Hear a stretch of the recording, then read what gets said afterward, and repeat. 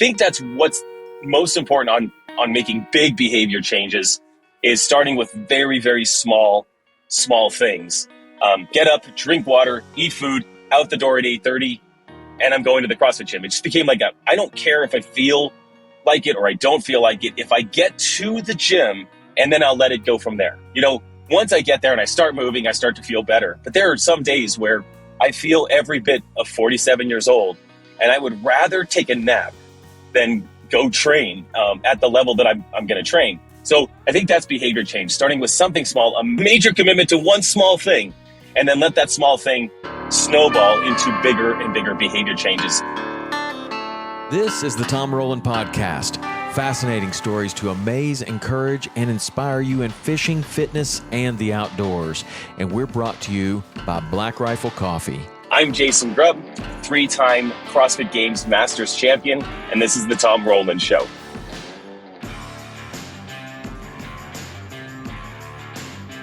All right, Jason, what we're going to do is we're going to put you on the hot seat. We're going to ask a couple of questions for you and I to get to know each other a little bit better, and for the audience to get to know you better. That's the point of this. So if it's an either-or question, or you can say either, whichever one is the choice, or neither. So we'll just start out. Some of them are silly, and some of them actually have some meaning. Country or rock? Rock. Breakfast food for dinner? Do you ever do that? Absolutely. What's the last book you read? $100 Million Offers by Alex Hormozi. Hey, that might be the last book I read too. I was painting a fence while I was listening to that for my son's wedding. I was listening to it. I listen to books as well. Yeah, I like that. I like that book. Audio book, paper book, or Kindle? Audiobook. Okay. 3 non-negotiables in your everyday. Coffee. Black Rifle coffee. Actually, I'm drinking Black Rifle coffee right now. Movement. I have to move. And just to be something less healthy. 3, a non-negotiable is going to happen. Well, no, it's going to be healthy. I have to do a cold plunge every day. So I'm just going to throw that out there. Okay. Yeah. All right. 3 good ones. Coffee, cold plunge, and movement. All right. So, coffee or tea? I guess you answered that. Coffee. 100% coffee. Absolutely. Okay. Winter Olympics or Summer Olympics? Summer Olympics. Instagram or Twitter? Oof. Wow. That's tough. Instagram. Okay. Sunrise or sunset? Sunset. Cat or dog? Dog. Texting or calling? Texting. 100%. The best piece of advice you've ever been given? Oh man. I'm gonna steal just a movie quote on this one, because I think it could be advice, and it's from The Shawshank Redemption. Towards the end of the movie, Andy Dufresne says to his best friend, "Get busy living or get busy dying," and that is, it's just always going to be the piece of advice, the thing that just resonates so much with that. Love it. I love it. Okay, cool, man. Well, we're on the same page with a whole bunch of those. So one of the reasons why I wanted to have you on, obviously you have taken CrossFit to an extreme level. You're 3-time age group Masters champion, which is incredibly impressive. Yep. Just to even make it to the games is incredibly impressive. To do that 3 times, or you've actually been there more times than 3, I guess. Yes. And I was looking at your resume on your Instagram, and it's actually today's post, I think. It had all of your accomplishments within the since 2008, 8 major titles and 10 podiums since qualifying for the games in 2018. You got 3rd place there the first time. In 2019, you get 1st place. In 2020, you get 2nd place in Wadapalooza. In 20, you also get 1st place in Legends Championship, 1st place in 2021 in the CrossFit Games, another 1st place in Legends Championship in 2021. 2022 was a big year for you, a win at Wadapalooza, yep. CrossFit Games, Legends Championship, and in 2023, Wadapalooza, which for people that don't know about CrossFit, those are all the biggest things. The CrossFit Games being the very biggest, probably Wadapalooza being the 2nd biggest, and Legends Championship being the third, and you're just dominating in all of those. But as I look through, when I first came across your information and your profile a few years ago, your story is that you weren't always that fit, right? So let's talk about your journey and how you end up. First of all, how old are you today? 47. Okay, so you're 47 today, and according to your Instagram, about 9 years ago or 11 years ago, when you're 38, you 38. You were in a different place. Yeah, I was 38 with a 3-month-old baby when I walked into a CrossFit gym. But it wasn't. I didn't just wake up one morning and decide like I want to be a healthy person. I want to be fit. I wish it was that intentional. I wish I woke up and I just said, yeah, this, you know what? I want more with my life. I didn't know what CrossFit was. I didn't know what the CrossFit Games were. And I was a jogger, for my adult life. When I was a child, I saw my dad jog. He would just jog every day. And so in my adult life, I thought jogging was the way that you just sort of stayed healthy, nice and slow. But I would run, I'd run 4 or 5 miles a couple of times a week. And it would do wonders for like anxiety and stress relief. But I hated running in the winter. And it was like November of 2013. And it was starting to get cold out in Colorado, windy. And I knew I wasn't going to be able to run very much in the winter. And my sister-in-law at the time happened to be, every time we got together with her, she's like, Jason, you would love CrossFit. You'd absolutely love CrossFit. And I'm like, I'm not going. I don't need to go. Because I thought CrossFit was sort of like an aerobics class with weights. Like I knew it's a group class. I know there's a coach, and I don't want to go somewhere and just be embarrassed. Like that's just like I don't want to go to like a hip hop dance class, and I don't want to go to CrossFit, and I don't want to feel like I'm on the spot in any way whatsoever. But she got me during one dinner. She's like, Jason, look, my gym is having I get a free month if you get a free month if you sign up, if you just come to one class this month. I was like, fine, I'll come. And I was so nervous driving to that first class. It was like a Wednesday or Friday night. I was nervous. I just don't want to go there and be embarrassed. And I walked through the door, and the class that I joined, it had like 3 people in it. And oftentimes a CrossFit class, they could be huge classes. They could be really small classes. So first of all, 3 people in the class brought that stress level for me, the anxiety brought that level down. And I liked the workout. It had like some handstand push-ups. So I did that on like 3 ab mats. Like, so you have these mats, you stack 3 high. I could kick up to a handstand because I was a gymnast in like 7th, 8th, 9th grade. So I had some skills that I could still do as a 38-year-old. I could still kick up to a handstand. And so they were super impressed that this 38-year-old, somewhat fat guy could kick up to a handstand.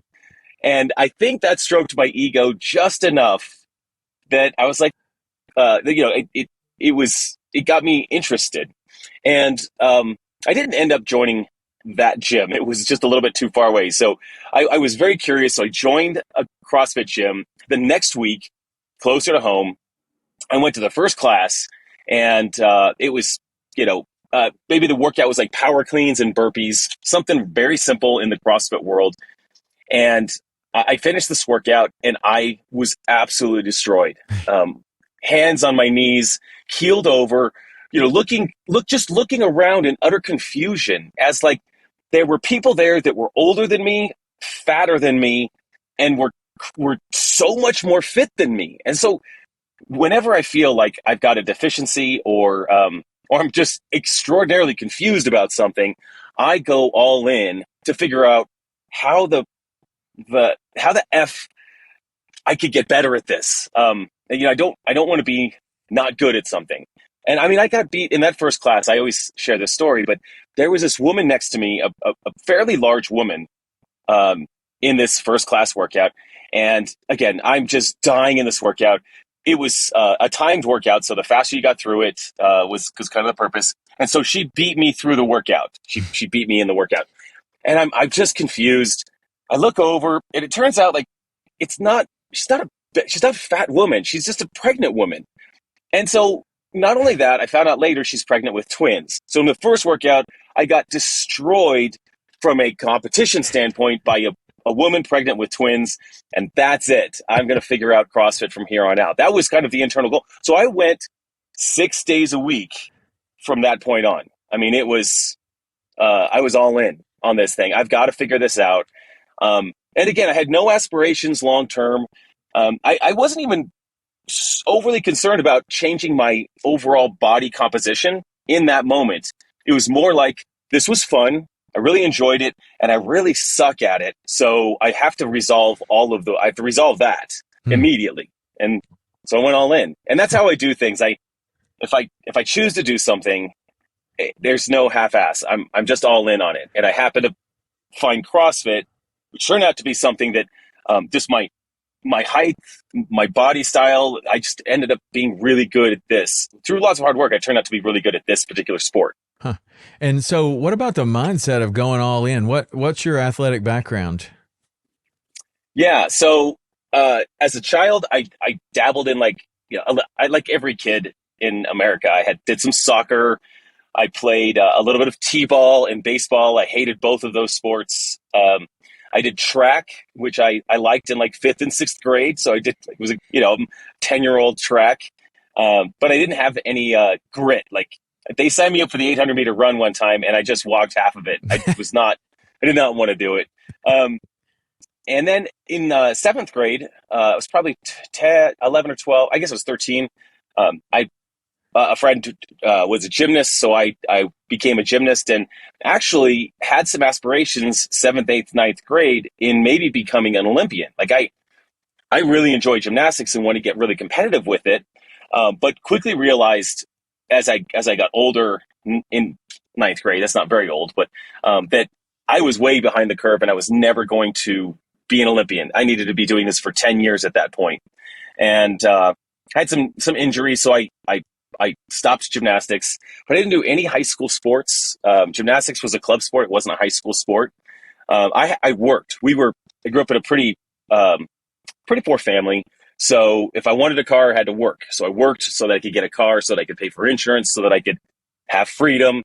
If I wanted to go to college, I needed to pay for college. So I took life very serious from a young age. And then bootstrapped my way through college and all of those things fairly young. So no athletic background. To answer that question, I didn't have any athletic background. And at 38, when it came to like jumping on a box, which is common in CrossFit, we do like a box jump. And for men, we jump on top of a 24-inch box and then stand up. It's a very potent stimulus as far as working out goes. And that was scary to jump 24 inches and land on a box. And I mean, I hit my shins multiple times for missing my feet on the box. Jump rope, we've got to learn things like jump roping and double unders and all of that in CrossFit.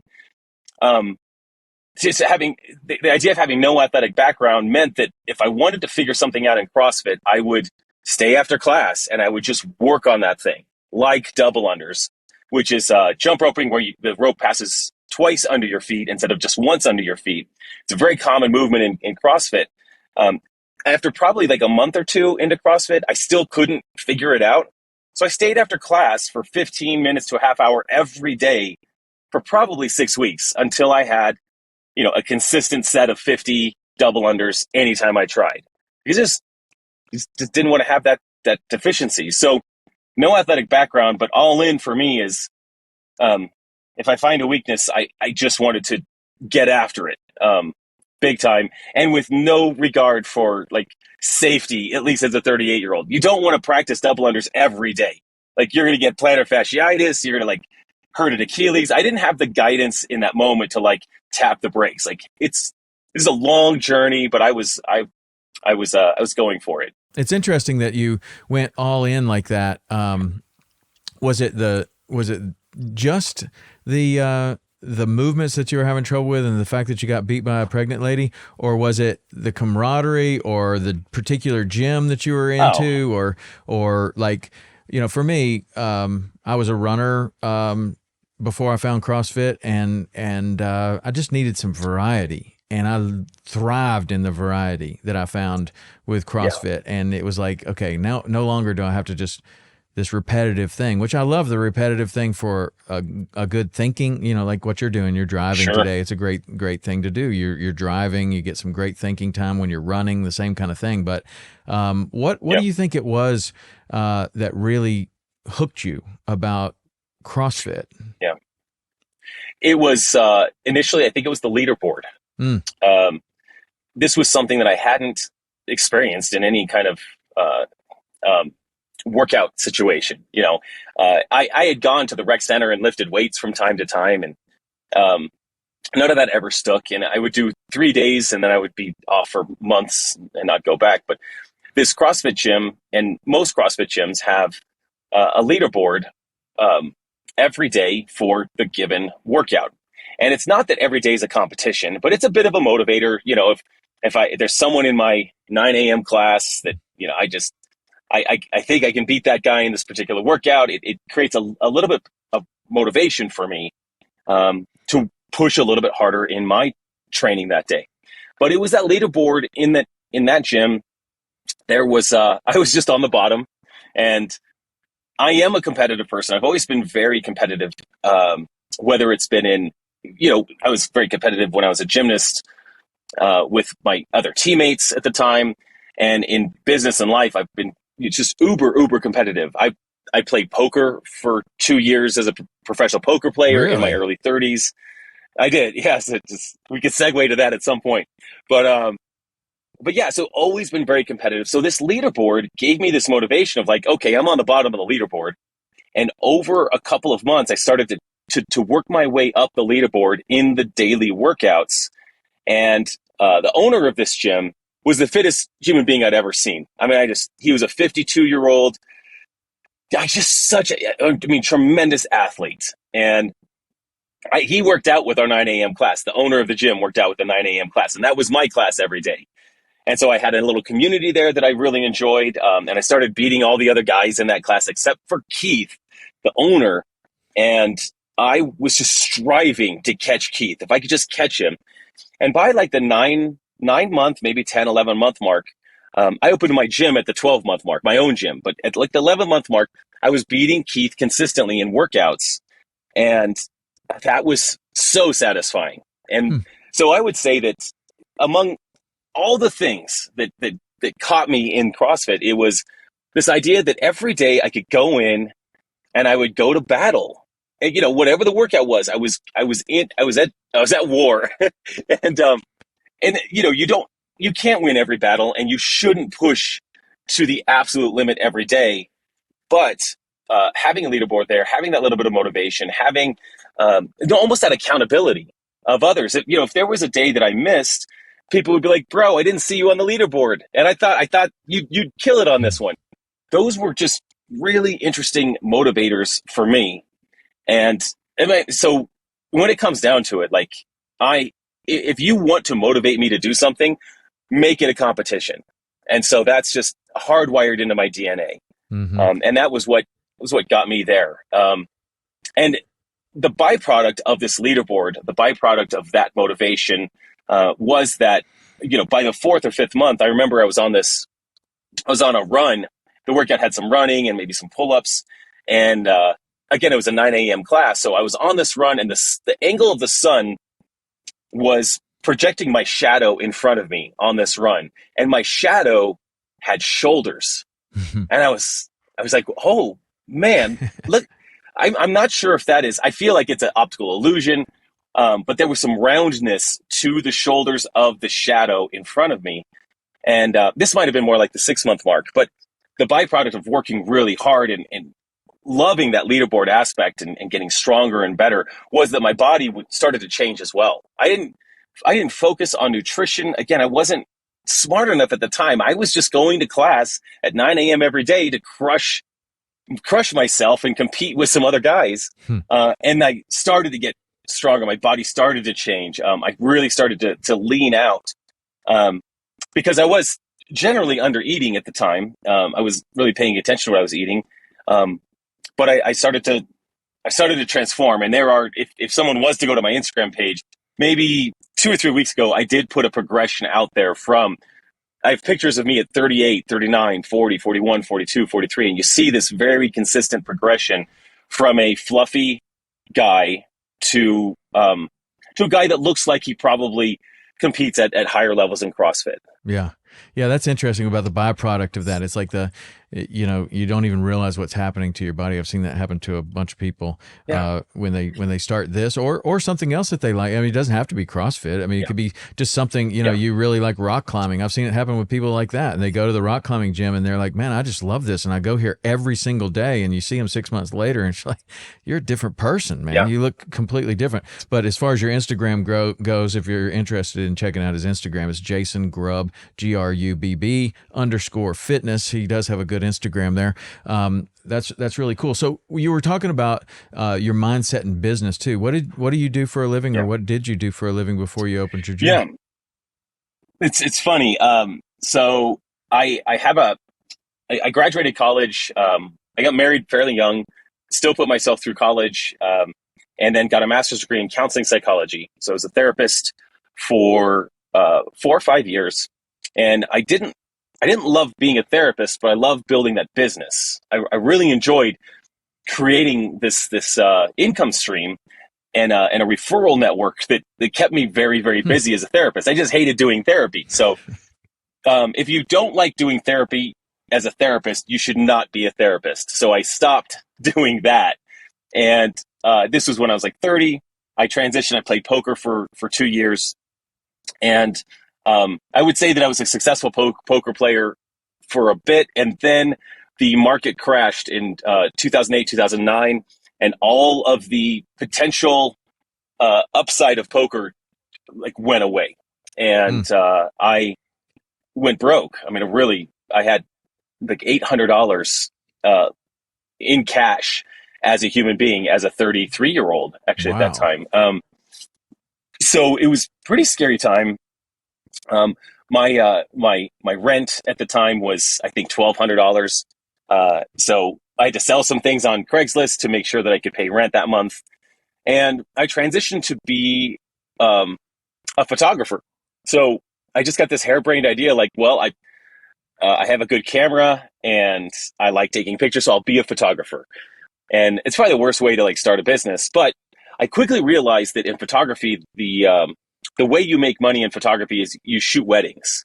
Yeah. Wedding photography pays, it's consistent, and it's recession proof, because I was starting this during a bit of a recession. And I from that competitive standpoint, I entered a saturated market of wedding photographers in Colorado, and within a year or two, it was within 2 years, we were one of the top, my wife and I did this with me. We were one of the top and highest paid wedding photographers in Colorado. We were among that top 5%. And it was just this idea that it was almost the same thing. I entered this business of wedding photography and I saw there was a ton of people doing it, and it didn't seem like anyone knew what they were doing. They were just, they were just I don't know, hobbyists that then started a wedding photography business. And I am, in the same way, I felt ill-equipped to start with, but then I watched, hundreds of YouTube videos to make sure that I could be the best photographer in Colorado. And then I hired a business consultant to help me create the best wedding business in Colorado. And it became a very successful business. Once I started CrossFit, this whole thing shifted, and not my whole, but I realized maybe I could probably build a business in CrossFit. Again, It felt like this area where there's not a lot of, where I was at, I was this can't be that hard of a business. I just need to have, 150, 200 people, a rented space and some equipment and some good coaches. The reality is that a wedding photography business is way easier than a CrossFit gym business. But I just went for it. We've been shooting weddings for almost 8 years, probably shot about 200 weddings. And that gets really tiring. You get a little bit burnt out on weddings. And so, when I was 39, I opened a CrossFit gym. I just happened to find one down the road, a building that was available, opened a CrossFit gym, and had that open for about 4 years. Then it was hard. It was the hardest business I've ever had. You can't just go out. I couldn't just go out and sell. The wedding photography was like, you would just go out and network, and wedding planners would refer weddings to you. You'd meet with clients, and it was just so buttery. It was so easy. The gym business, brick and mortar, you're just in a spot. And so what I wanted to do was like just go out and grab people, just pull them in. But I didn't even have foot traffic. I was in like a warehouse district. So it was a hard business. I sold that in 2019, and I moved into the online space where what I love to do is help people become extremely fit, whether they're starting from scratch or they're already on their journey and they're looking to do something much more competitive. But doing that in the online space allows me to have clients all over the world, and I do. I have people who work with Jason Grubb Fitness on most continents except for not Antarctica, but yeah, it's really cool. Did that start before you had won, or did you use the win to kind of springboard that business? Yeah, I sold the gym before I won my first CrossFit Games, and it was that year I wasn't sure what I wanted to do, but I won in 2019.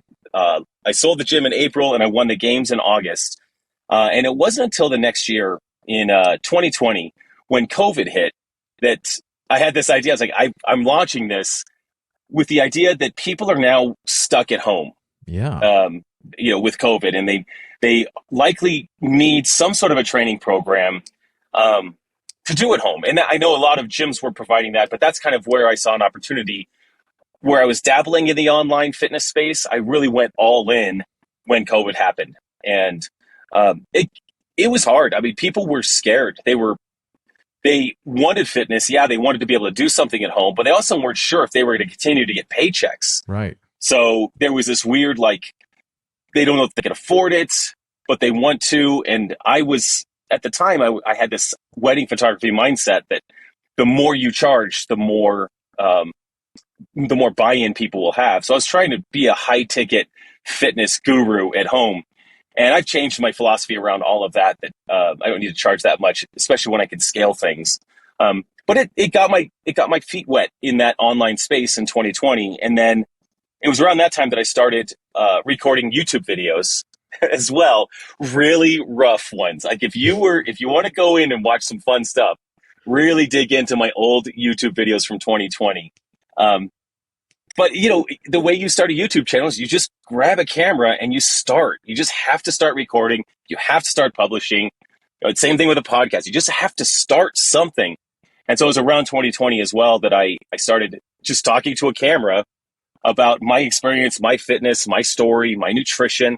And one of my most popular YouTube videos, not popular, but it's done well in the tens of thousands of views, is me sitting on my back patio with my phone talking about the reason I don't eat grain anymore. And that video took off. It was just very random from 2020.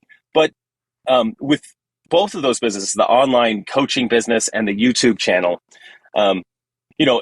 those are not fast growth, shoot out of a cannon businesses that I know of. I don't know a lot of people that it's more be consistent, master the mundane, which is an Alex Hormozy quote. If you just do the smart thing every day, day in and day out, that will pay off in dividends. And I've found that as a CrossFit athlete, if I just do the work every day, the results will take care of themselves down the road. And almost the same thing on my business and on my YouTube channel.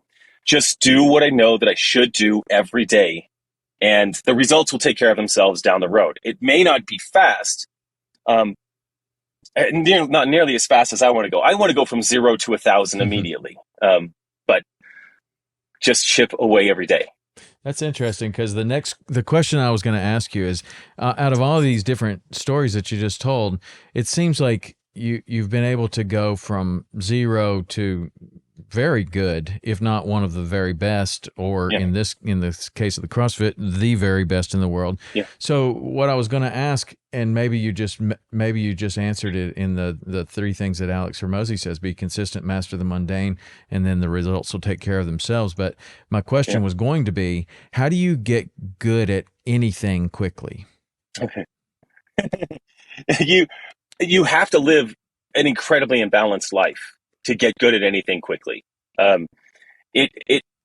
Oftentimes it's been referenced that the CrossFit Games athletes, or being a CrossFit Games athlete, is like having a mental disorder. You are your whole life is based around that goal, or the goal of qualifying for the games. And then once you qualify, the goal of, which was a bucket list. I just wanted to get to the games. I got there and I didn't, it wasn't terrible. And once I tasted that, the reason I have an online business is because I don't have time for a 9-to-5 job. I can build my own unique lifestyle so that most of my life can revolve around my training. And it's crazy how most people would think this is a crazy lifestyle. But 2 years ago, my wife and I, we sold our house. We've got two kids, 10 and 6, that are traveling with us in an RV full-time on the road. And that plus having an online business has helped facilitate the fact that I can train 3 to 5 hours every day, no matter what, in order to accomplish the goal of continuing to be the fittest masters athlete on the planet, or the most decorated. I want to continue this trend, but I've had to create a lifestyle where, in the morning I get up, jump in the cold plunge, make my coffee, get a little work done, train for a couple of hours, then in the afternoon, get some work done, and then train again for a couple of hours. So 2 sessions a day. And then in the early evening, like last night, it was, head to the pool at the RV park. We're at a Jellystone, which is just a huge, fun RV park. So go and roughhouse with the kids, the boys in the pool for an hour. And by roughhouse, it's like a third workout. We go, they want to be destroyed. So I destroy them in the pool. And then it's back home, eat some dinner, work for another hour, get the kids to bed, sit on the couch with my wife for an hour and a half, go to bed. It's completely imbalanced. And I think that's the only way to get great at anything, or to be the best of the world at anything, is it has to be imbalanced. And that's probably temporary. It's not sustainable for decades, but for a while. And it also, it requires compromise. I eat the same thing every day. It's an all-in venture as well. I would say it's imbalance, and it's being all in. I eat the same food every day. I don't deviate from that. So when it comes to like going out to dinner or on a date night or something like that, I often like pregame before the date night by eating a pound of ground beef and then going out to dinner with my wife to make sure that I hit the macronutrients, the protein goals that I need. Then I can go out and I can have a drink and I can have a snack at dinner. But I'm not looking, if I go out and order a burger, they're going to give me, they might say it's a half-pound burger, but it's still not. It's just not enough food. I'm right there with you. It's a relentless dedication to making sure that I get done every day what needs to get done in training. And so, I think about Elon Musk. That guy's the best at the world at what he does. And I think he works like 17 hours a day. So you can't be Elon Musk and not work 17 hours a day. Right. You can't be the fittest on the planet in the CrossFit world without putting in the effort, the training, the nutrition, the other accessory things. Like for me, it's cold plunging, it's recovery, it's mobility. All of those things all have to be done on a consistent basis in order to maintain this momentum. Very interesting. So I have to ask, if you eat the same thing every day, it's going to be at the top of, you're going to know exactly what it is. Tell us what your daily, what you eat every day. Yeah, every day. I have coffee, Black Rifle coffee, just because it's so good. I'm just going to say it again, and you have it. It's like there's a sign behind you right there. So Black Rifle coffee, because I like companies that are just good companies. So Black Rifle coffee, but I actually make a bulletproof coffee, which is which is coffee with a tablespoon of butter, a tablespoon of MCT oil, MCT powder. I'm sorry. I actually put my creatine, 2 scoops of creatine in there, and a dash of cinnamon. That's my bulletproof coffee. I actually have it right here. I'm currently working my way through it. It's delicious, but I will have a lot of coffee. Specifically, the coffee is half decaf because I really like coffee. So I'm going to drink the whole pot of coffee, but half decaf is all I need. I don't need a full pot of full coffee. Then it's about 8 egg whites, 2 full eggs, scrambled, along with 2 cups of white rice. That's breakfast. If there's fruit, I'll have fruit. Like if it's in season, I'll have watermelon, raspberries, strawberries, apples, oranges, bananas, a little bit of fruit with that as well. Lots of carbohydrates. They typically have a training session mid-morning. After that, lunch is typically chicken and rice, like just shredded chicken. Or this is where I have variants for lunch. If we have chicken, I'll have chicken. We'll just batch cook a bunch of chicken. So if I still have some left, I'll have chicken and rice, or I'll have yogurt, which is a Fage yogurt. It's my favorite, 0% or 0% fat yogurt, and a couple of bananas. That's typical. Most of the time, that's my lunch. And a little trick to Fage Greek yogurt.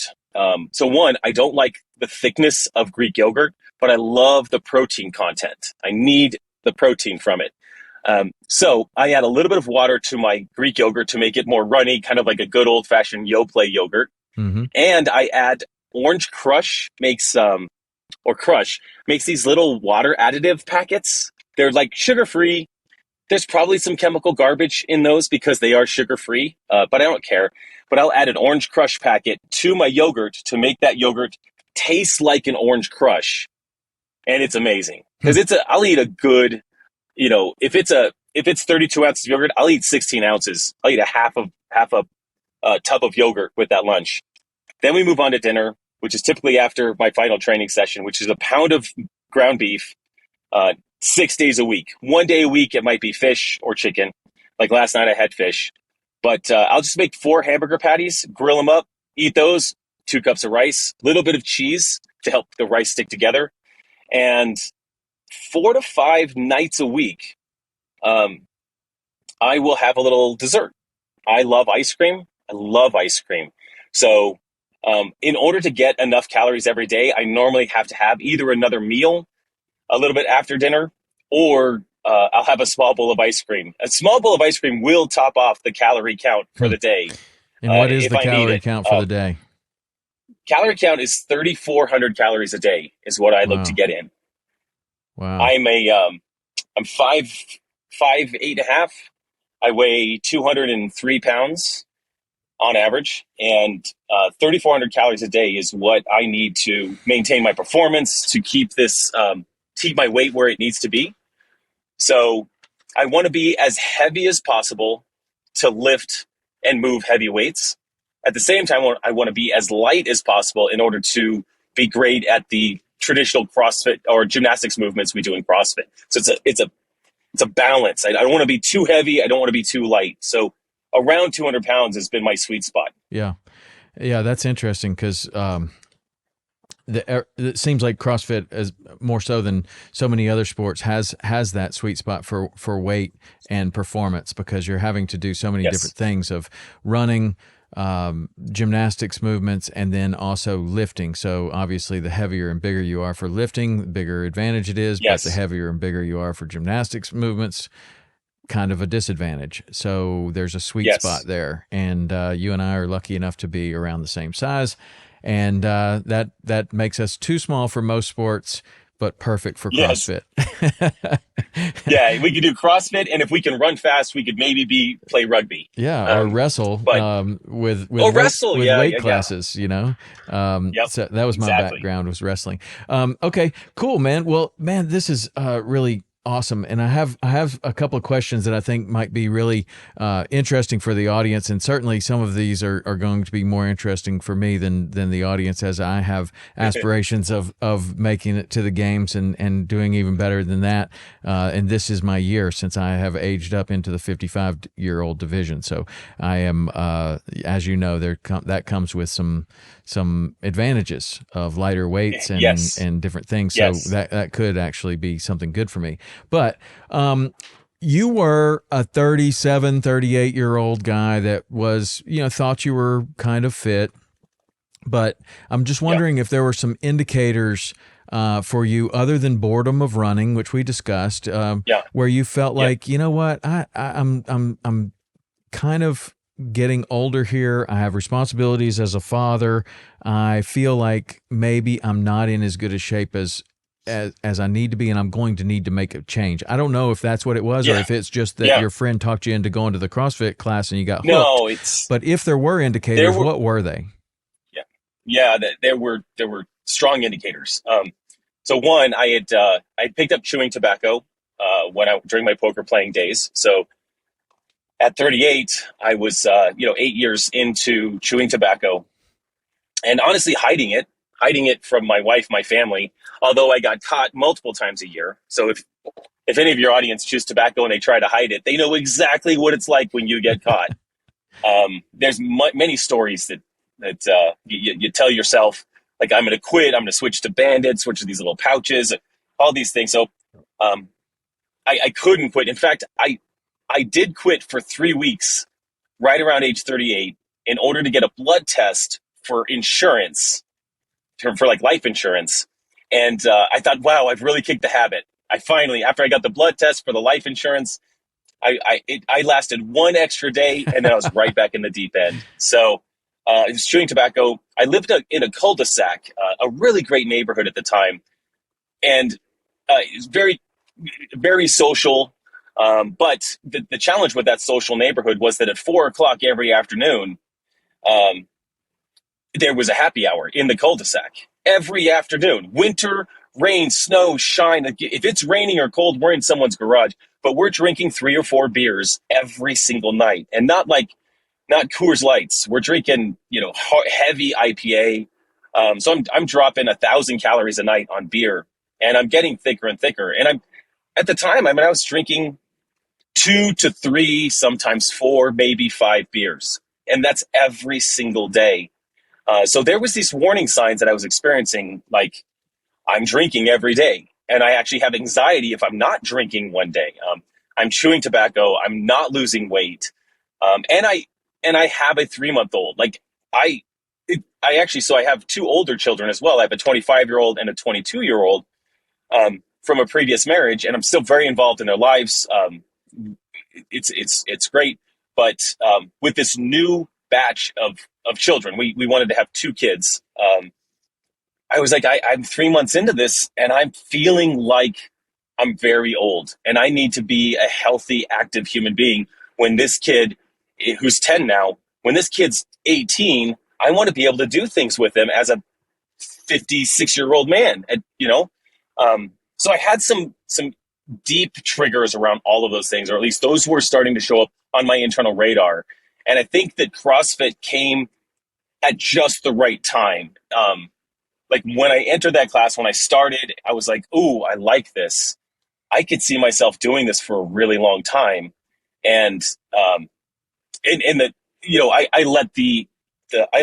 let CrossFit as a sport become pretty dominant. And the byproducts or the side effects were that, now at 47, I can train 4 hours yesterday. I can get a ton of work done and still go to the pool and destroy my children, destroy two kids for an hour, and have plenty of energy to spare.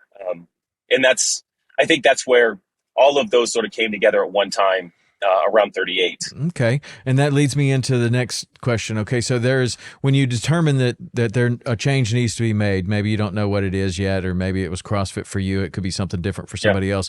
What is the mindset shift and the behavioral shift that leads you to be a regular exerciser, somebody that this Yeah. is not just a fad or something that is short lived, but something that turns into a lifestyle? What mindset Yeah. shift and behavior shift do you have to have? Well, I think on the behavior shift, I'll start there. I really believe in the idea of tiny habits, or I think it's tiny or atomic habits. But it's this idea of making really slight micro changes, building micro habits that lead to major habit change. So for me, it was I go to the 9 a.m. class. This is what I do every day. That's just it. So when I started, I didn't know that the 9 a.m. class was going to be fun, but I just decided I think 9 a.m. makes more sense because it's towards the beginning of my day. I don't want to disrupt the middle of my day like at noon so I just decided that 9 a.m. and I'm not a 6 a.m. guy. So just that's out of the question. But 9 a.m. just get to class. That was the micro habit that I had. It was more about exit the house at 8:30 because it took me 15 minutes to drive there and then, kind of a 15-minute kind of start getting warm before class. But if I could just get out of the house at 8:30 every day, I would build the rest of my life around 8:30 exit in the morning. So that means I need to go to bed at like 11 at night so I can get up at 6:30 so I can eat some breakfast and then get out the door, get the kids, to school, whatever, and get out the door by 8:30. And that was just this micro habit. And so I think that's what's most important on making big behavior changes is starting with very, very small things. Get up, drink water, eat food, out the door at 8:30, and I'm going to the CrossFit gym. It just became like I don't care if I feel like it or I don't feel like it. If I get to the gym, everything will start to sort of come together. And I still do that. I mean, I'm a CrossFit Games champion. I'm well into this, but there are days when all I'm trying to do is get myself to the gym, and then I'll let it go from there. Once I get there and I start moving, I start to feel better. But there are some days where I feel every bit of 47 years old, and I would rather take a nap than go train at the level that I'm going to train. But I don't. I just go. I get in the truck, or if I'm working out outside of the RV, it's get out there and start warming up. And if I can just start warming up, everything sort of my body starts to follow along. So I think that's behavior change, starting with something small, a major commitment to one small thing, and then let that small thing snowball into bigger and bigger behavior changes. The other thing that's funny about when you start doing exercise every day, whether it's CrossFit or you're running every day or all those things, you find yourself, these other cascading behavior changes happen. Because like if I go and I run 3 miles or I build up to running 3 miles, 4 days a week, I don't want that effort to be for nothing. So I'm not going to just get done with that 3-mile run and eat 3 Snickers bars to just dissuade or discount the entire effort I just did. You find yourself going to bed a little bit earlier. You find yourself eating a little bit better. I feel like that's just, you make one slight change and then these other things ripple through that. As far as mindset change, I think about one of the biggest accomplishments that I've done as an adult was quitting chewing tobacco. The accomplishments of the CrossFit Games, these are all wonderful battles, but they're external. The internal battle around tobacco was so incredibly challenging. It's almost like a safety blanket, especially when it's a secret. I would pack my cans of tobacco in my travel gear if we were traveling as a family, and I'd have to hide it in an external outside of the pocket. And I was always afraid that TSA was going to open it up and pull out all my cans and throw them away or something. If I'm going to Mexico for a trip, then what am I going to do for tobacco? This was a weird internal struggle for me. But when I decided, it was when I qualified for the CrossFit Games in 2018, maybe a week after I qualified, I was putting tobacco in. Actually, I was sitting in a hot tub, and there's nothing better than a big fat piece of tobacco and a hot tub. That's just paradise right there. But I remember sitting there thinking, a CrossFit Games athlete doesn't chew tobacco. That's it. And so, I literally spit that out. I got out of the hot tub, threw the can in the trash, and told myself a CrossFit Games athlete does not chew tobacco. And it was it was more about, I'm the kind of person who ... That was it. Like, I'm the kind of person who works out every day. I'm the kind of person who doesn't chew tobacco. I'm the kind of person that takes care of my mouth. But it had to be that internal shift for me. It was the right moment. It was, a CrossFit Games athlete doesn't chew tobacco, and I quit. And it wasn't like I quit and I was just like, so happy about it. I was sad and mad and angry. Like, I wanted to chew tobacco. I loved it. And I know the people like that have quit smoking. They're like, I loved smoking a cigarette. A cigarette and coffee was the best thing in the world. But it was a hard week, and it was a hard couple of weeks. And but that it shifted, and it was done. And now I'm still the kind of person that I can say it on a much broader range. I'm a man who doesn't chew tobacco. I'm a man who has a healthy mouth, and who is not putting cancers directly in my lips anymore. But I think that's what mindset shift changes. It's just that I'm the kind of person who blank. And, sometimes there's a strong external source for that. Like, for me, it was the CrossFit Games, being the best that I could be there.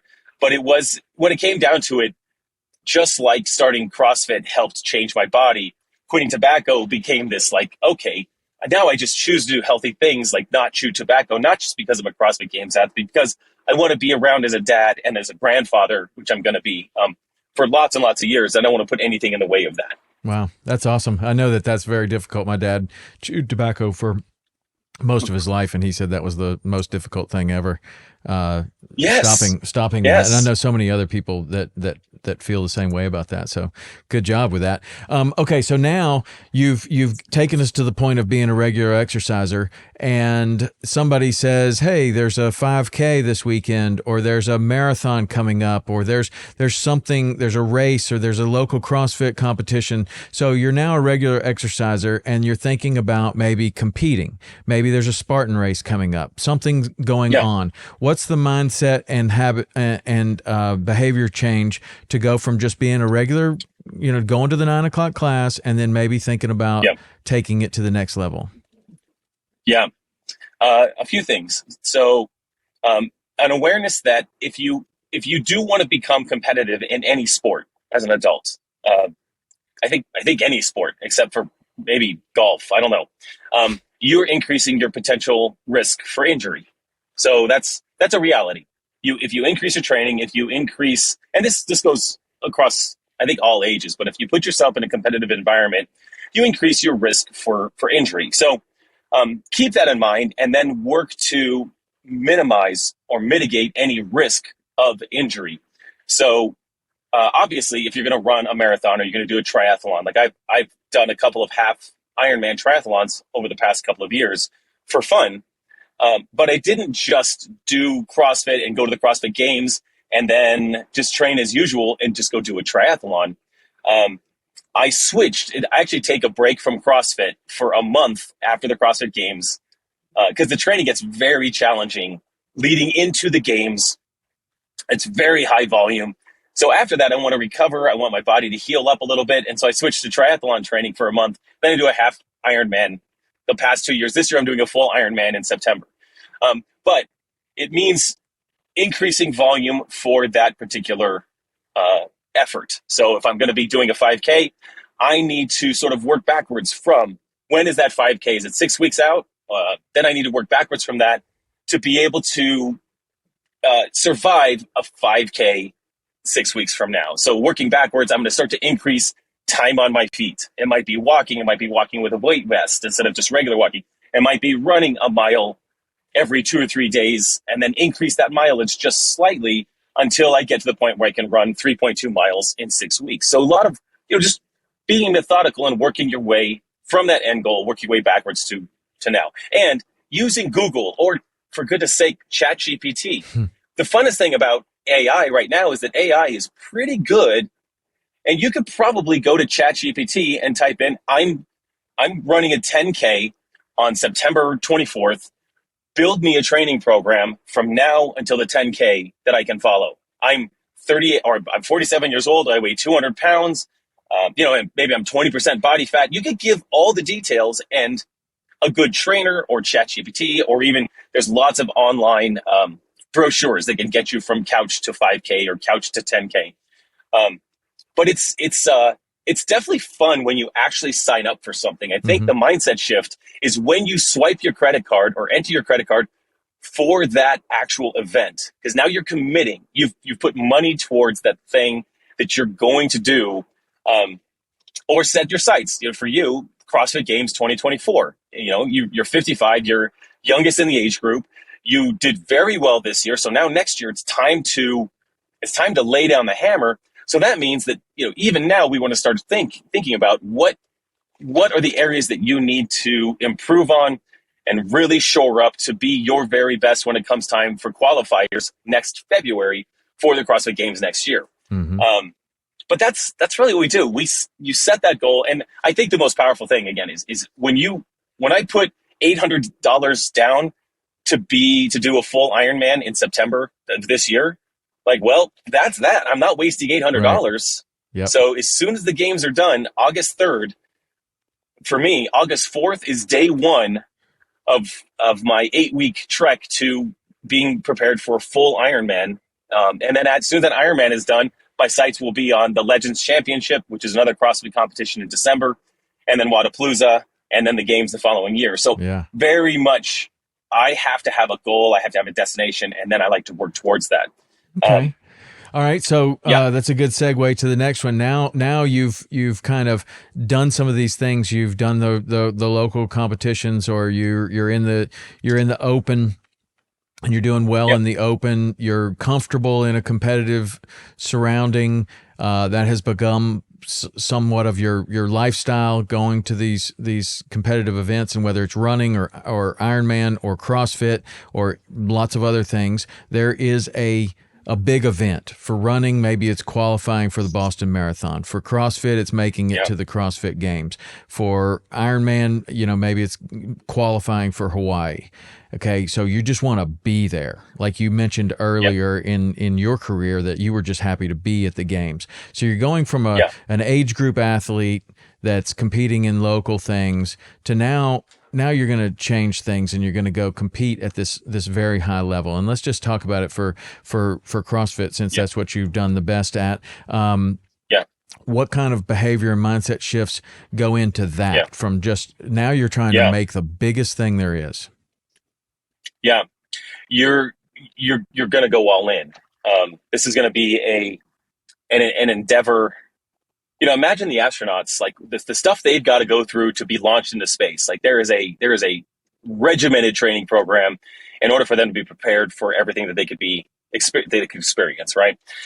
You're going to give that level of dedication to whatever you're going after. So for CrossFit, it's okay. So first I'm going to make sure that what I'm doing for training will help me achieve my goal. And I believe this is fair. It's not necessarily following the right training program. But it is following a training program to the T. Not trying to do it yourself. So right now I'm about to release a training program to help masters athletes do this exact thing, to go from the everyday CrossFitter to a highly competitive CrossFitter. And my training program will be specific to masters athletes. But whether it's my training program down the road or another training program, if you follow it consistently, really good training programs will help you develop a really well-rounded element of fitness. But you can't cherry pick this or that. If you're doing a triathlon, it's not like you can cherry pick, I'm just going to do a lot more swimming and the run will take care of itself. There's no way that that's how that works when you're finishing an Ironman with a marathon. And in CrossFit, a well-rounded program that you complete every single thing. So as an entrepreneur, I love exploring new things and creating new things and trying new things. This is all great. But as a CrossFit athlete, I am great at following instructions. So whatever the program says, that's what I'm doing today. If it says I'm going out for a 1,000-meter swim today, I'm about to find some water. I got to find water to swim in. And as a guy that travels in his RV full time, literally last Wednesday, it was in Amarillo, Texas. And the morning of a 1,000-meter swim, I need to find a pool. And I'm calling all these pools. You have to have memberships. Amarillo is not a large town. And so I send about 5 text messages to different people I know in the area and post online. And within an hour, I'm swimming. So you have to just, whatever it says, you have to make that happen. So I think that's the mindset shift, is that there's no choices anymore. Mm-hmm. It's a Thursday, you're doing recovery work. It's a Wednesday morning, you're swimming. Tuesday morning, you're doing rowing intervals. And you're doing that before breakfast because that's what the program says. So that's just it. You just follow instructions really well and put yourself in really painful situations. So that's the action item, is that you follow a program. And again, same thing with, I think, really any sport. There's going to be programs that are created by the best in the sport. And if you follow that, you put yourself in a position to be your best. Mm-hmm. And then it's just what cards are dealt during the qualifiers, and you hope that you're ready for that, right? The mindset shift, I think, is that you're as a games champion, the mindset that I have is that these guys know what I'm capable of. My competition, they watch me. I'm very public on Instagram. I'm very public on YouTube. I share all of my secrets. I share a lot of behind the scenes in my training, so they all can watch that very closely. And so my mindset is this competitive mindset that they're watching and they know what I'm doing. So I have to push even harder in my training, put myself into even deeper, painful places in training in an appropriate way, so that I can maintain the advantage when it comes to face-to-face competition. And I will say that over the years, it's always been very hard for me to know where I'm at. I'm just trying to do my best. I just try to get back to the games again. And thankfully this year through the qualifiers, this is my 5th year qualifying for the games, and I've never won an online qualifier. But this year I won quarterfinals, I won semifinals, and I'm halfway through my age group. So I've got confidence, but believe me, that doesn't take away the fear and that mindset of like, they're coming, so I got to hurt worse. Mm-hmm. So I think that's I'm not sure how to put that into better words, but I got to be able to hurt worse than them. So yeah, that's really good. And then the final one was as you're already a champion and you go back to repeat. That seems to be very difficult for a lot of people. You see a lot of people that win something once and then they don't go back. And maybe you just answered it by just saying, I know that they're coming.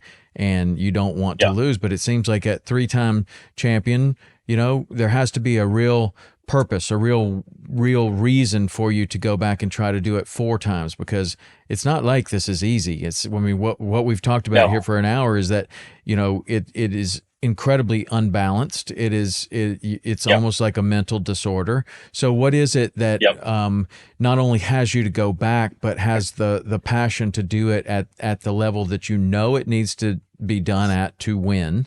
What drives you to defend?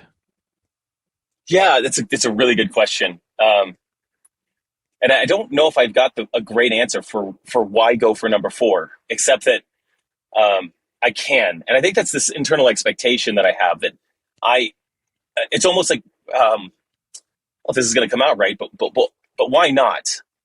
Why not give it a go? Why not go for 4? 4 sounds better than 3. But the risk is that I don't win. And then I've got to deal with my own internal ramifications of, if I don't win this year, what story do I tell myself around that? So that's actually my biggest fear going into this year, that if I don't win, what will my brain, how will my brain articulate that? But I'll cross that bridge, because I'm going to go and I'm going to win. I'm going to do everything I can to win. But I have a very, very strong fear of failure. And I think most people do. I think a lot of us, just exist with a fear of failure. But I think mine is very, very acute, and that fear of failure can provide tremendous motivation in my training to put myself into those dark places to make sure that I don't fail out there on the competition floor. And on a lighter note, it is just a competition. It's just the CrossFit Games. This is a sport. This isn't life. Now, when I'm on the field, it's life or death. I mean, this is battle. This is this is our Coliseum. You know, we don't put ourselves in harm's way that often. There's not opportunities to do that as human beings. You know, and there's probably much more noble ways to do that than just competing in CrossFit. But for me, when I'm on that floor, it's life or death. And I will die before I lose an event, oftentimes. If I have the power, if I can move, I will grind myself. And if that means I pass out and die, okay. I mean, I went out swinging. But I do try to keep in mind that when it comes down to it, it is really fun. It's really great, and I love to battle. I mean, I love to get out there and battle more than anything else. The feeling after a competition or after a single event at the games is pretty darn wonderful. So I'll keep it lighthearted and say, well, I just love it. So I love it, but yeah, in the moment, it's very, very serious, and I'm taking it with everything. But when it's all said and done, it is just a sport. It is a hobby. I just take it very seriously. Yeah. No, well, you've obviously done incredibly well at it. It is you're thriving in it, and it's coming up real soon. So when are the games? What are the dates of the games? Yeah, so we're about 6 weeks out. The games start for Masters athletes August 1st, and we compete for 3 days, the 1st, 2nd, and 3rd of August. And then we'll know. So we'll know where we stand. All right. Well, we'll be watching you and cheering you on for your 4th. That's very, very impressive. And also in your particular age group, I find it incredibly competitive. I mean, there are a lot of guys that have been doing this since CrossFit started. They, it's very, very competitive, and you are rising to the very, very top of a very, very competitive age division and sport. I mean, it's getting more competitive every year. The weights get heavier, everything gets more difficult, and you continue to win. So that's very impressive. So you've given us some incredible advice for both athletes that are aspiring to be at the top, and also people that are maybe a little lost right now and know that they need to make a change in their life. So I really appreciate that. And for anybody that is interested, go to Jason Grubb, GRUBB_fitness on Instagram. I don't know, do you have other social media or websites or anything that they can go see their programs or anything you have? Sure. They can go to jasongrubb.com, again with 2 B's. They can also just search for Jason Grubb on YouTube, and you'll see dozens and dozens of videos, instruction, motivation, behind the scenes, lifestyle, all kinds of fun stuff. Awesome, man. Well, Jason, thank you very much, and thanks for doing this on on the spur of the moment and doing it while you're driving. I really appreciate that. That's fantastic. I look forward to meeting you in person. I'll come up to Cookeville sometime, and maybe we can train when you're up there, or if you're in the South sometime, Florida, we can get together down there. But good luck to you, man. 6 weeks out. I know you're going to do great, and we'll be watching. Thanks, Tom. Appreciate it, man. Thank you. See ya.